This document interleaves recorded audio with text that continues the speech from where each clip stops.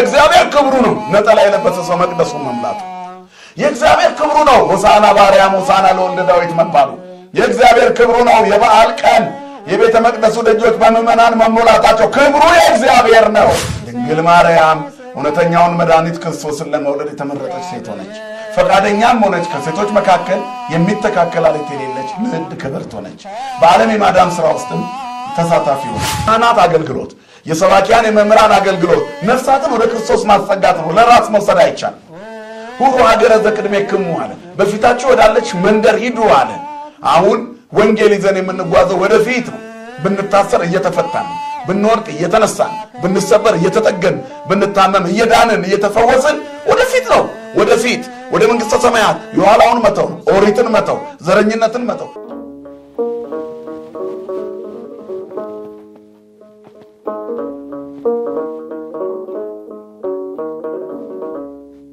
በስመ አብ ወወልድ ወመንፈስ ቅዱስ አሐዱ አምላክ አሜን እግዚኦሙ ይፈቅዶሙ ጌታቸው ይፈልጋቸዋል የማቴዎስ ወንጌል ምዕራፍ 21 ቁጥር 3 ወደዳችሁና የተከበራችሁ በመላው ዓለም የተገኛላችሁ ይህንን የሕይወት ቃል የምትሰሙ ኦርቶዶክሳውያን ክርስቲያኖች እንኳን ለሆሳዕና በዓል በሰላም አደረሳችሁ የእግዚአብሔር ፈቃዱ ሆኖ 8ኛው የአብይ ጾም ሳምንት ላይ ደርሰናል ከዚህ በኋላ ሌላ አዲስ የጾም ሳምንት የለንም ጾማችንን ሱባኤያችንን ጨርሰናል ውሎ ገብቶ ከቅዳሴ በኋላ ቀድሶ ውሎ ገብቶ መቅመስን አርብ ፈጽመናል ከዚህ በኋላ በስግደት የምናሳልፈው ከዚያች ከጸሎተ ሐሙስ እግዚአብሔር ምስጢር ሥርዓት ከሰራባት ዕለት በስተቀር የቀሩት በስግደት የምናሳልፈው ቀዳሚትን ሽረን በጾም የምናሳልፍበትና ትንሣኤውን የምናከብርበት በዓል ነው የሚቀረን ስለዚህ ጾሙ ተፈጽሟል የአብይ ጾም ፍጻሜ ተፈጽሞ ከዘጠኙ አበይት በዓላት መካከል አንዱ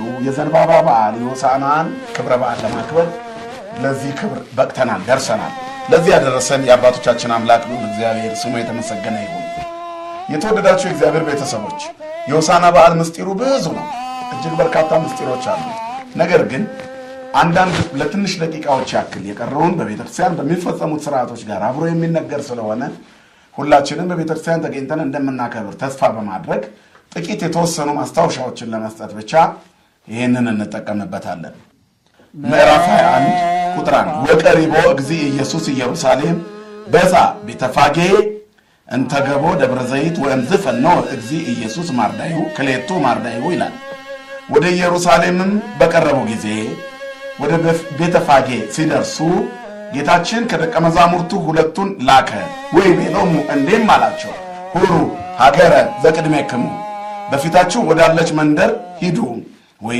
ጊዜ ተረክቡ እድክተ እስርተ ምስለ ዋላ በዚህ ጊዜ ታስራ የተቀመጠች አያ ከነውርንጫይቱ ታገኛላችሁ የሉቃስ ወንጌል ምዕራፍ 19ም አያይቱና ውርንጫይቱ ታስረው ይላል ይሄኛውም አያይቱ ከነውርንጫይቱ ታስረው ታገኛላችሁ የታሰረች አያል ከነውርንጫዋ ታገኛላችሁ ይላል ፍትወሙ ወአምጽወሙ ሊተ ፍቷቸውና ወደኔ አምጧቸው ይላል ሁለቱም መታሰራቸውን የሚገልጽ ቃል ይሄ ነው ግዕዙ ስለዚህ ፍቱና አምጡልኝ አለ ወእመቦ ዘይቤለክሙ ምን ተትገብሩ ማንም ሰው አግኝቶ ምን ታደርጋላችሁ ብሎ የሚጠይቃችሁ ቢኖር በሉ እግዚኦሙ ይፈቅዶሙ ወበጊዜያ ይፈንወክሙ በዚህ ጊዜም ይተዋችኋል ለጌታ ያስፈልጉታል በሏቸው ፍቱና አምጡልኝ የዛሬው ትምህርታችን ርዕስ እንደ ርዕስ የተጠቀምነው እግዚኦሙ ይፈቅዶሙ የሚለው ይሆናል ለጌታ ያስፈልጉታል አምላካቸው ይፈልጋቸዋል ወደሚል ይሆናል ከክብር ዙፋኑ ከሰማይ ሰማያት የወረደው የወደቀውን የሰው ልጅ ለማንሳት የጠፋውን ሊፈልግ መጥቷልና ይላል የሉቃስ ወንጌል ምዕራፍ 19 በዘኪዮስ ቤት ጌታ የተናገረው የሰው ልጅ የጠፋውን ሊፈልግና ሊያድን መጥቷልና ይላል ዓለምን ሁሉ ለማዳን በፍቅር ተስቦ ከሰማይ ሰማያት የወረደው አምላክ 33 ዓመት ከ3 ወር በመድር ላይ ተገልጧል 3 ዓመት ከ3 ወር ዞሮ ካስተማረ በኋላ የመከራው ሰዓት የግርፋቱ ሰዓት የእስራቱ ሰዓት ደርሷል ይሄ ከመከናወኑ በፊት ግን ከደቀ መዛሙርቱ ሁለቱን ወደ ኢየሩሳሌም በቀረቡ ጊዜ ወደ ቤተፋጌ ሲደርሱ ሁሩ ሀገረ ዘቅድሜክሙ በፊታችሁ ወዳለች መንደር ሂዱ ብሎ ሁለቱን ሐዋርያት ላካቸው ወይ ጊዜ ተረክቡ በዚህም ጊዜ ታገኛላችሁ ምን ልክተ እስርተ ምስለ ኋላ የታሰረች አህያን ታገኛላችሁ። ፍትሕዎሙ አምጽእዎሙ ሊተ ፍቷቸውና ለኔ አምጧቸው። ፍትሕዎሙ አምጽእዎሙ ሊተ ፍቷቸውና አምጡልኝ። ወእመቦ ዘይቤለክሙ ምንተ ትገብሩ በሉ እግዚኦሙ ይፈቅዶሙ እንደዚህ በሏቸው። ጌታቸው ይፈልጋቸዋል። ንባቡን በቆሙ እንያዝ። የሰው ልጅ ወደዚህ ዓለም በመጣ ጊዜ የሰው ልጅ ብሎ ራሱን የጠራ መድኃኒተ ዓለም ኢየሱስ ክርስቶስ በሥጋ ማርያም በተገለጠ ጊዜ ወደዚህ ዓለም በመጣ ጊዜ አንዳች ነገር የለውም። የእግዚአብሔር መልአክ ወደ ምድር ወርዶ የእመቤታችንን ፈቃደኝነት በብስራት ጠየቀ። ቅዱስ ገብርኤልም አደግድጎ ተፈሲ ብሎ አመስግኖ የጠየቃት ንዕድ ክብርት ከፍጥረቱ ሁሉ የሚተካከላት የሌለች ድንግል ማርያም ከእሷ እንዲወለድ ያለ አባት ፈቃደኛ ሆነች።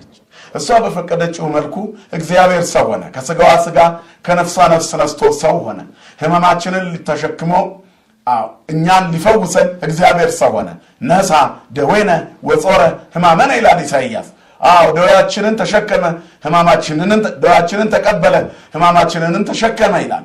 ይህንን ሁሉ ያደረገው ከድንግል ማርያም ተወልዶ ነው። ዓለምን ለማዳን ሥጋ ይዞ ከሰማያት አልመጣም። ከእመቤታችን ከሥጋዋ ሥጋ ከነፍሷ ነፍስ ነሳ። ድንግል ማርያም እውነተኛውን መድኃኒት ክርስቶስን ለመውለድ የተመረጠች ሴት ሆነች። ፈቃደኛም ሆነች። ከሴቶች መካከል የሚተካከላት የሌለች ንዕድ ክብርት ሆነች። በዓለም የማዳን ሥራ ውስጥም ተሳታፊ ሆነች።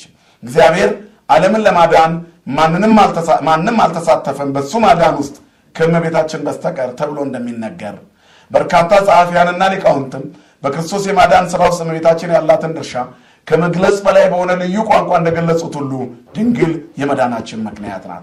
ከሷ ተወለደ። ዓለምን ለማዳን በየጥቂቱ አደገ። በ30 ዘመኑ በዮርዳኖስ ተጠመቀ። 40 ቀን በዲያብሎስ ተፈተነ። በዚህ 40 ቀን ጾም ውስጥ እነዚህ ሦስቱን አርእስተ ኃጣውእ ድል አደረጋቸው። ስስት፣ ትዕቢት፣ ፍቅረ ነዋይን ደመሰሰ። እነዚህ ሦስቱ የኃጢአቶች ሁሉ አለቆች ናቸው። በዚህ ኃጢአትን አሸነፈ። በጾምና በጸሎት ታሸንፋላችሁ ሲል የጾም ስርዓት ሰራለን።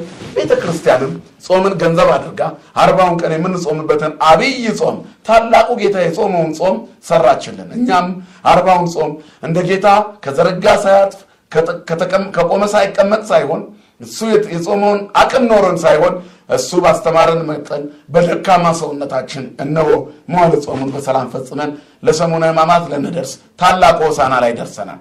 ጌታም አስተምሮ ሕዝቡን ከጨረሰ በኋላ በመጨረሻ 2ቱን ደቀ መዛሙርት ላካቸው። የመጀመሪያው ጉዳይ ይሄ ነው። እግዚአብሔር በምድር ላይ ሲኖር የሰው ልጅ ራሱን የሚያስጠጋበት ቦታ የለውም ብሎ ተናግሯል።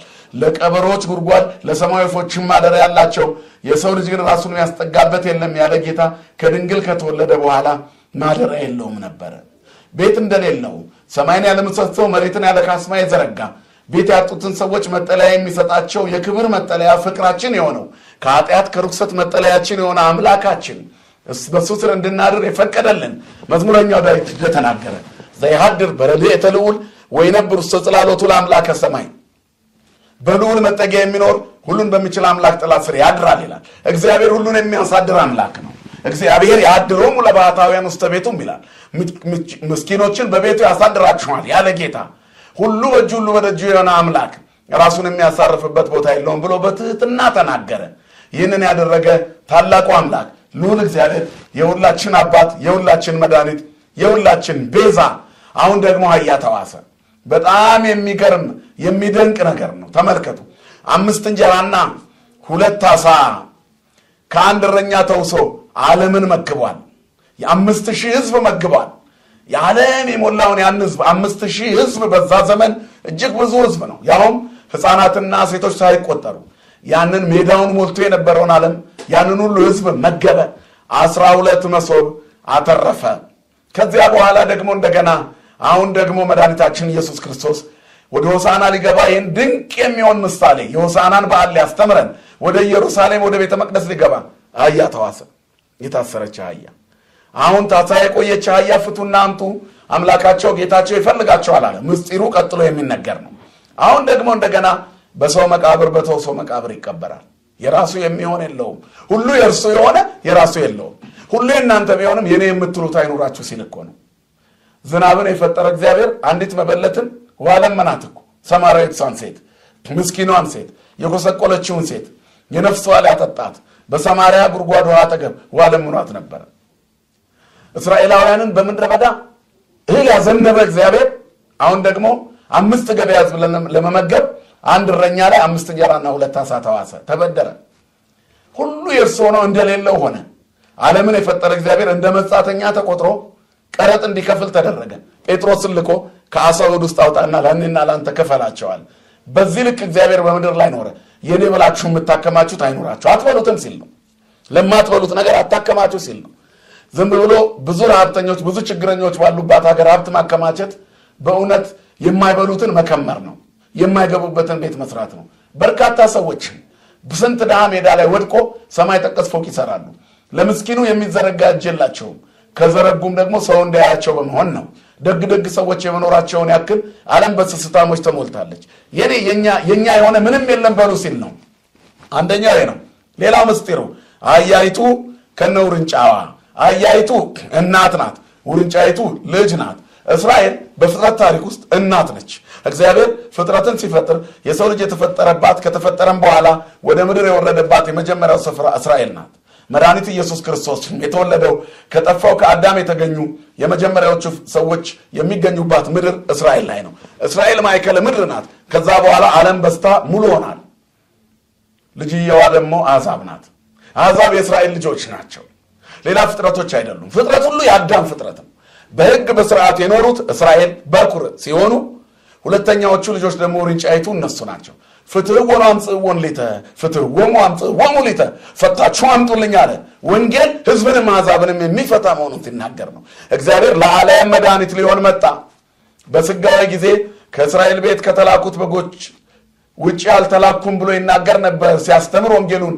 ከነናዊቷ ሴት ግን ቡችሎችም ቢሆን ከጌቶቻቸው ትርፍራፊ ይበላሉ ብላ በእምነቷ ወደ አዲስ ኪዳን ገብታለች። የአዲስ ኪዳን በር አሁን በሞቱ ለዓለም ይከፈታል። ብዙዎች የጠየቁት የጠበቁት አልቀበልም ብለውት ብዙዎች መጥተው በስሙ ይድናሉ። ኢሳይያስ 66 ላይ ላልጠየቁኝ ተገለጥኩኝ፣ ላልፈለጉኝ ተገኘው፣ በስሜ ላልተጠራው ሕዝብ እነሆኝ አልኩኝ። ውርንጫይቱ አሕዛብ ወገንን ትወክላለች። ስለዚህ አንድም ውርንጫይቱ ደግሞ ሌላው ወንጌል ለሁሉ ተሰጥቷልና አዳምና ልጆቹን ነው።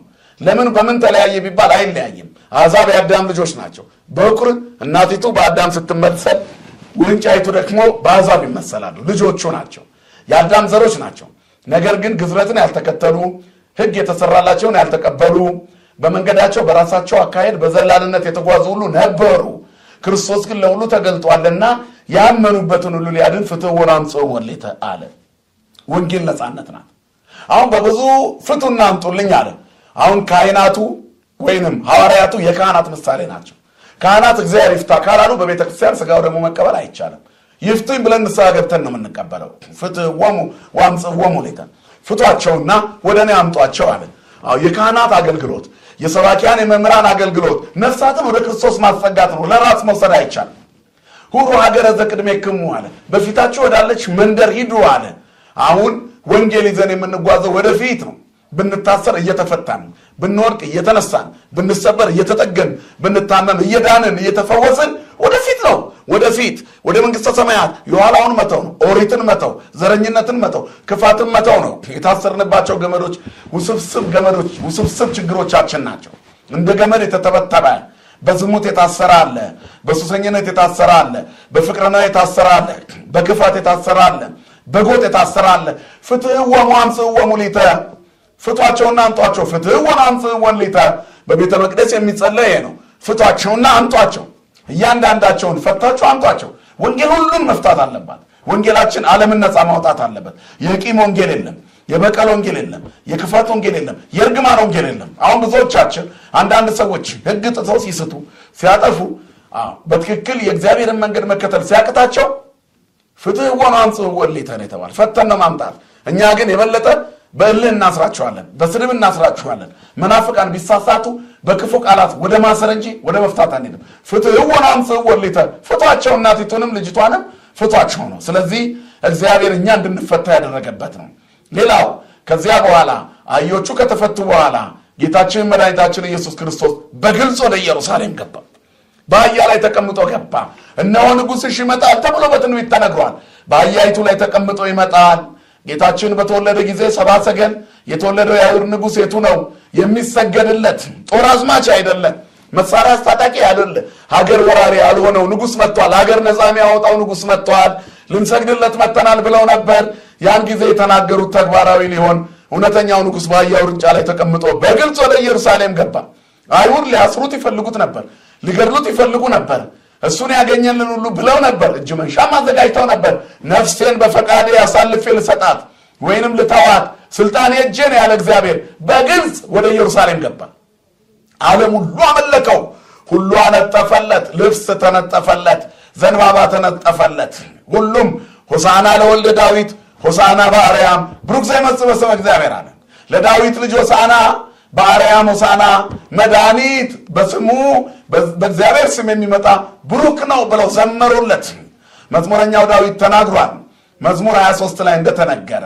በእውነት በእግዚአብሔር ስም የሚመጣ የተባረከ ነዋል እሱ በግልጽ መጣ እያዩት መጣ በበቅሎ አልመጣም በቅሎ የባለጸጎች መሄጃ ነበርና ድሆች እንዳይሰቀቁ በፈረስ አልመጣም ፈረስ የጦረኞች ነበርና ምክንያቱም ጦረኛ ነው ብለው እንዳይሰጉ በአህያ መጣ የሰላም ንጉስ መኑ ውእቱ ዝንቱ ንጉሠ ስብሐት ይሄ ምስጋና ንጉስ ማን ነው አሉ እግዚአብሔር አምላክ ኃያላን አሁን ቅዳሴውን ታዩታላችሁ ዮሳና ለቱላችሁም እንደምታዩት ዲያቆኑ የሚገባው በፊት ለፊት ነው ሁሉ ጊዜ ቅዳሴ የምንገባው ከቤተልሔም ወደ ቤተ መቅደስ ነው አሁን ለምን በፊት ለፊት ገባን ሊይዙት የሚፈልጉት እያሉ እያወቀ በፊት ለፊት በግልጽ እንደገባ አሁን ስጋው ደሙ ሊከብር ወደ ቤተ መቅደስ በግልጽ ይመጣል ከዚያ መጋረጃው በር ላይ ቆሞ ዲያቆኑ አህዋተ መኳንንት ይላል መኳንንት ደጆቻችሁን ክፈቱ የዚህ ዓለም ነገስታት ባለ ሀብቶቹ ባለ ጊዜዎቹ ለክርስቶስ ልባችሁን ክፈቱ ማሪ ለሆነው አምላክ ልባችሁን ክፈቱ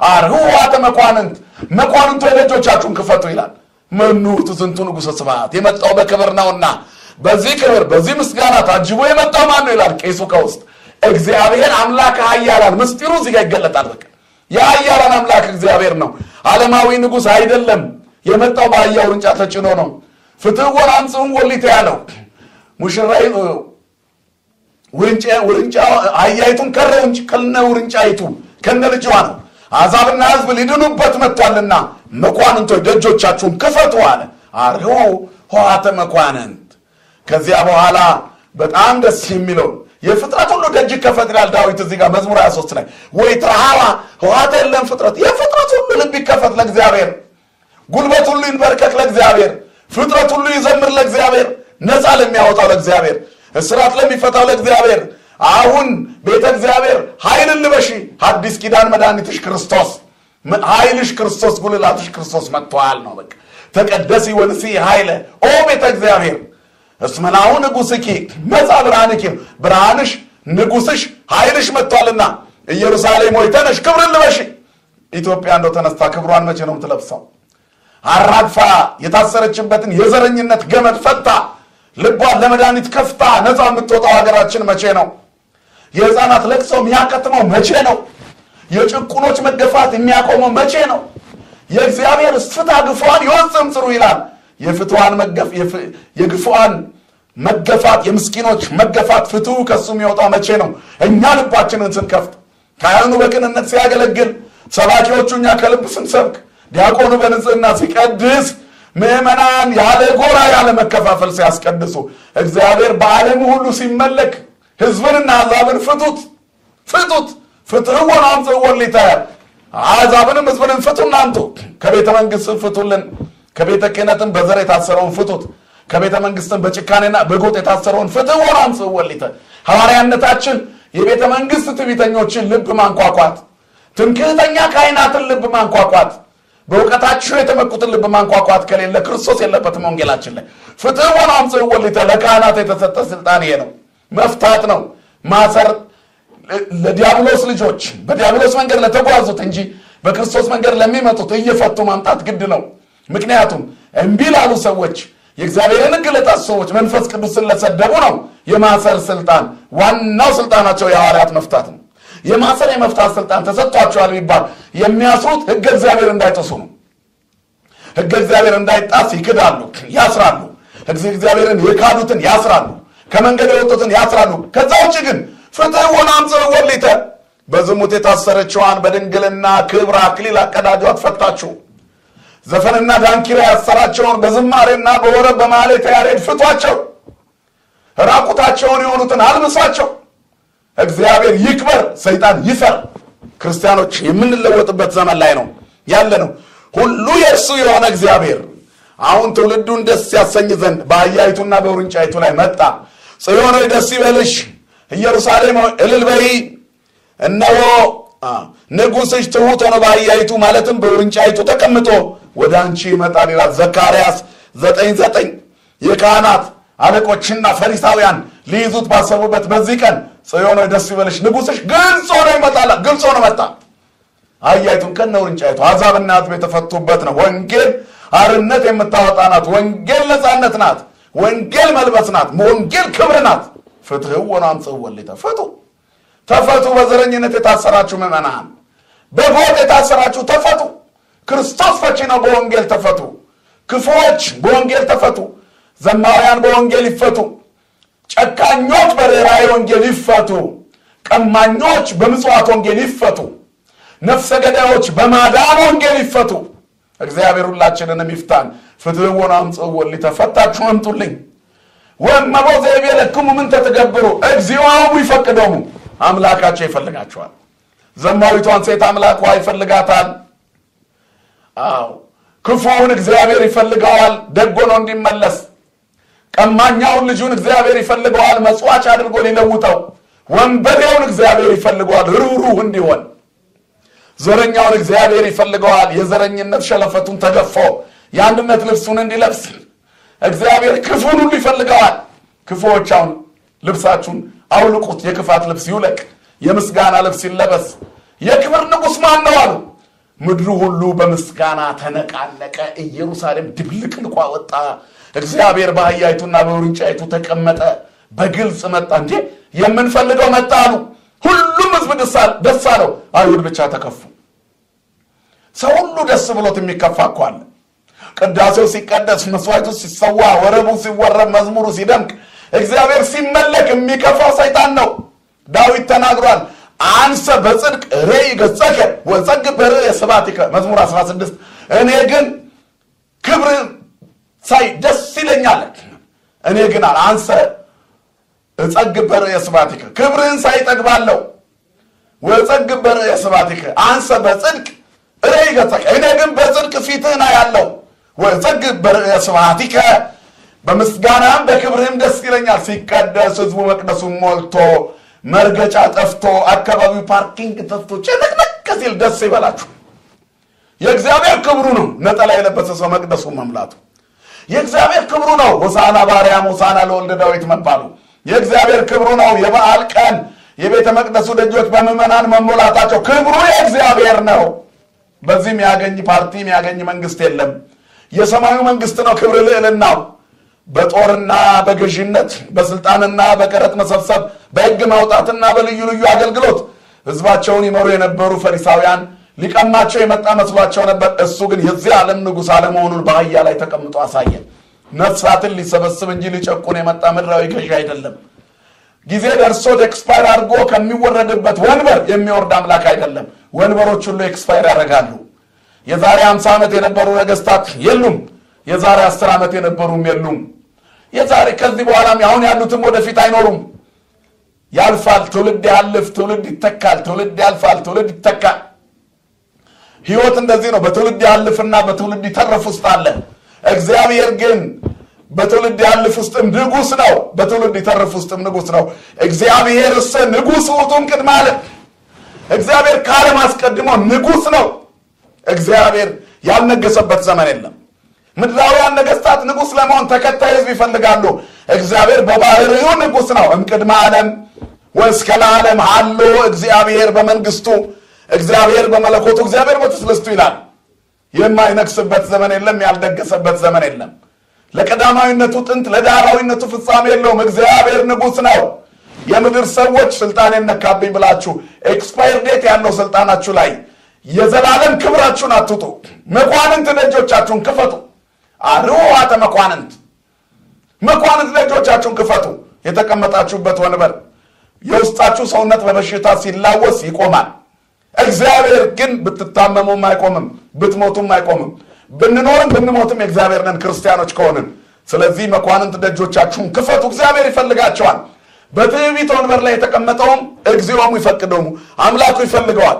በዘረኝነት የተቀመጠውም ተላቆ እንዲመጣ ጭቅቂቱን እንዲያራግፍ የዘረኝነት ጭቅቂቱን የጭካኔ ጭቅቂቱን እንዲያራግፍ እግዚአብሔር ይፈልገዋል። ሌባውና ዘራፊው የሌብነት የዝርፊያ ጭቅቂቱን እንዲያራግፍ እግዚአብሔር ይፈልገዋል። የውሸት የሚኖረው ሁሉ እግዚአብሔር ይፈልገዋል የእውነት እንዲኖር። ለእውነት እንድንመላለስ እግዚአብሔር ይፈልጋል። 12 ዓመት ደም የሚፈሳትን ሴት ከህዝቡ ቀላቀላት። በየጊዜው ቀሚሷ ደርቆ ማያውቀውን ሴት ቀላቀላት። ጎብጣ 18 ዓመት የኖረችዋን ሴት ዳብሶ ከህዝቡ ጋር ቀላቀላት። የጴጥሮስ አማትን በእጆቹ ዳብሶ ፈወሳት። ንዳዱን ገሰጸው፣ ተነስታ እንድታገለግል ከህዝቡ እንዳንዱ ጤነኛ አደረጋት። አንካሳውን ተነስ ተራመድ አለው፣ ሽባውን ብድግ በል አለው፣ እውሩን አይኖቹን አበራለት። ከተወለደ ጀምሮ እውር የነበረውን ሰው አይኑን አብርቶ ይፈልገዋል። እግዚኦሙ ይፈቅዶሙ እግዚአብሔር ሁላችንን በር ላይ ቁጭ ብላ ምትለምነዋን የኔ ቢጤ ጎርፍ ውስጥ የተኛውን ምስኪን ሰው ባይተዋር ሆኖ የሚሰቃየውን ምስኪን እግዚአብሔር ይፈልገዋል። ፍትህ ወኗን ዘወልይተ በውስብስብ ችግሮች የታሰሩት በስጋዊም በመንፈሳዊም እጦት የታሰሩትን እግዚአብሔር ይፈልጋቸዋል። ያልታሰረ የለም። ጊዜ አለኝ ያለው በትዕቢት ታስሯል። ሲተነፍስ ጠያቂ ያጣል። አሁን ስለዚህ ያስፈልገዋል። ከነትዕቢት እግዚአብሔር ይፈልጋል። አራግፎ የራሱ ሊያደርግ በሱስ ወንበር ላይ የተጠመደውን ፍትህ ወኗን ዘወልይተ ከጫትና ከሲጋራ ገላግሎ እግዚአብሔር የራሱ ሊያደርገው እግዚአብሔር ይፈልገዋል። ጭፈራ ቤት የሚያድረውን እግዚአብሔር ይፈልገዋል ቤተክርስቲያን እንዲያድር።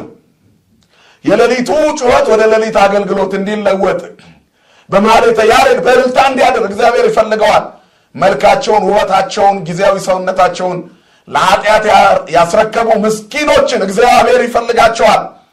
ሰውነታቸው ሲኮራመጥ መጥተው የሚወድቁበት ደጅ ነውና አሁን እንዲፈቱ ፍቱ። ወንጌል ሁሉ ነፃ ያውጣ። ሰው ኃጢአት የሚሰራው ሰላም ስላለው አይደለም። ፍትህ ወኗን ዘወልይተ ፈታችሁ አምጡልኝ። እግዚኦሙ ይፈቅዶሙ እግዚአብሔር ይፈልጋቸዋል። ስለዚህ በእውነት ይህ ትምህርት ሁለገብ ትምህርት ነው። ጌታ የተናገረው መንገድ የጠፋባቸውን ማሳየት የሐዋርያነት ተግባር ነው። ተፈቶ መምጣት ደግሞ የምእመንነት ተግባር ነው።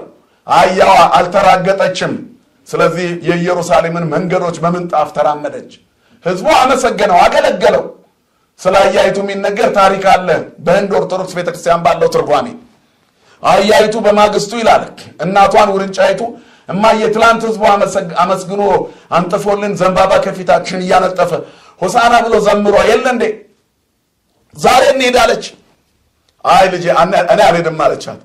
ትንሿ አህያ ውርንጫይቱ እንደለመደችው ያከብሩኛል ብላ የቤተ መቅደሱን መስመር ኢየሩሳሌምን ጎዳና ይዛ ስትሄድ ይላሉ ደብድበው ገጣጥበው አቆሳስለው መለሷት። እማዬ ያ ትላንትና የዘመረልን ህዝብ እኮ ረሳን፣ አላመሰገነንም፣ ደበደበኝ አለች።